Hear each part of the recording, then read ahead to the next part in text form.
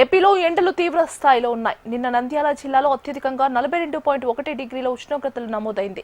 మరోవైపు ఏపీలోని పలు మండలాల్లో వేడి గాలుల తీవ్రత ఉంటుందని వాతావరణ శాఖ హెచ్చరికలు జారీ చేసింది.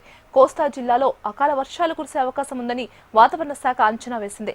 దీనిపై మరింత సమాచారం మా ప్రతినిధి అనురాధ అందిస్తారు. ఏపీలో భిన్నమైన వాతావరణ పరిస్థితులు నెలకొనున్నాయి. దాదాపుగా గత వారం 10 రోజుల నుంచి కూడా ఈ భిన్నమైన వాతావరణ పరిస్థితులు కొనసాగుతూ ఉన్నాయి. అయితే ఇప్పుడు తాజా వెదర్ రిపోర్ట్స్ గనక చూసుకుంటే గనక ఏపీలో కొన్ని ప్రాంతాల్లో రాబోయే 3 రోజుల పాటు తేలికపాటి జల్లులు కురిసే అవకాశం ఉంది. అలాగే గరిష్ట ఉష్ణోగ్రతలు కూడా నమోదయ్యే అవకాశం ఉందని వాతావరణ శాఖ తెలిపింది. అయితే రాయలసీమ జిల్లాలో చూసుకుంటే గనక నిన్న నంద్యాలలో దాదాపుగా 42.1 డిగ్రీల ఉష్ణోగ్రతలు నమోదయ్యాయి. అత్యధిక ఉష్ణోగ్రతలుగా ఈ సీజన్లో ఇది చెప్పొచ్చు. అలాగే ఇటు ఉత్తరాంధ్ర వైపు చూసుకుంటే కనుక మేఘావృతమైన వాతావరణం, తేలికపాటి జల్లులు కురిసే అవకాశం ఉందని కూడా వాతావరణ శాఖ తెలిపింది. శ్రీకాకుళం, విజయనగరం, మన్యం, విశాఖపట్నం, అల్లూరి, అనకాపల్లి, ఏలూరు జిల్లాల వరకు కూడా తేలికపాటి జల్లులు, ఆకస్మిక వర్షాలు, వడగండ్లతో కూడిన వర్షాలు కురిసే అవకాశం ఉందని వాతావరణ శాఖ తెలుపుతుంది. మరోవైపు చూస్తే కనుక పగటి ఉష్ణోగ్రతలు అత్యధికంగా 40 డిగ్రీలు దాటే అవకాశం ఉందని కూడా వాతావరణ శాఖ అంచనాలు వేస్తుంది.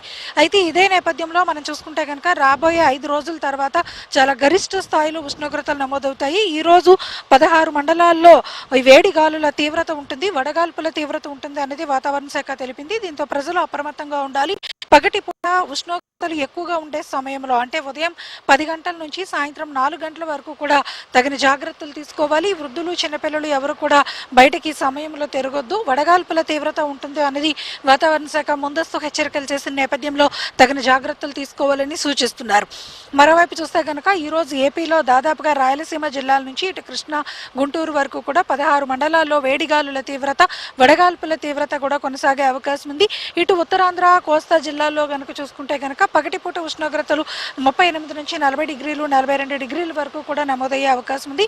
సాయంత్రానికి ఆకస్మిక వర్షాలు కూడా కురిసే అవకాశం ఉంది. మరొక 3 రోజుల పాటు ఇదే వాతావరణం కొనసాగుతుందని వాతావరణ శాఖ తెలిపింది. ఓవరాల్గా చూసుకుంటే కనుక ఈ రాబోయే 2 నెలల్లో కూడా అత్యధిక వేడి వాతావరణం ఉంటుందన్నది మాత్రం అంచనాలు వేస్తున్నారు.